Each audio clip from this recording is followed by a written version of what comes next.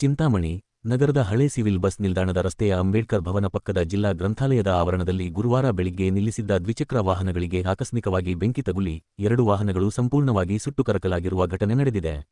ಕೋಲಾರದ ನರಸಾಪುರ ಕೈಗಾರಿಕಾ ಪ್ರದೇಶಕ್ಕೆ ಹಾಗೂ ಇತರೆ ಊರುಗಳಿಗೆ ಉದ್ಯೋಗಗಳಿಗೆ ತೆರಳುವ ಉದ್ಯೋಗಿಗಳು, ಸಾರ್ವಜನಿಕರು ಮತ್ತು ಪಕ್ಕದಲ್ಲಿಯೇ ನಡೆಯುವ ಸೊಪ್ಪು ಮಾರಾಟ ಹಾಗೂ ಖರೀದಿಗೆ ಬಂದವರು ತಮ್ಮ ದ್ವಿಚಕ್ರ ವಾಹನಗಳನ್ನು ಪ್ರತಿದಿನದಂತೆ ಇಲ್ಲಿನ ಜಿಲ್ಲಾ ಕೇಂದ್ರ ಗ್ರಂಥಾಲಯದ ಆವರಣದಲ್ಲಿ ನಿಲ್ಲಿಸುತ್ತಿದ್ದರು.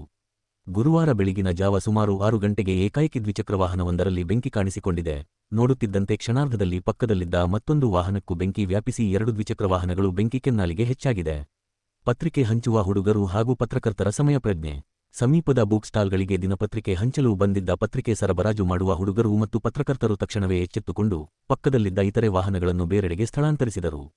ಇದರಿಂದಾಗಿ ದೊಡ್ಡಮಟ್ಟದ ಅನಾಹುತ ತಪ್ಪಿದ್ದು, 10 ವಾಹನಗಳು ಬೆಂಕಿಗೆ ಆಹುತಿಯಾಗದಂತೆ ಪತ್ರಕರ್ತರು ಮತ್ತು ಪತ್ರಿಕೆ ವಿತರಣೆ ಮಾಡುವ ಹುಡುಗರು ರಕ್ಷಣೆ ಮಾಡುವಲ್ಲಿ ಯಶಸ್ವಿಯಾಗಿದ್ದಾರೆ.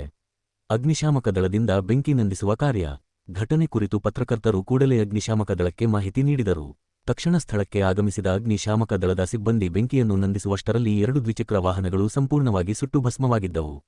ಸ್ಥಳಕ್ಕೆ ಪೊಲೀಸರು ಭೇಟಿ ನೀಡಿ ಪರಿಶೀಲನೆ ನಡೆಸಿದ್ದು, ಸುಟ್ಟು ಹೋಗಿರುವ ವಾಹನಗಳ ಮಾಲೀಕರ ಪತ್ತೆಗಾಗಿ ಮುಂದಾಗಿದ್ದಾರೆ.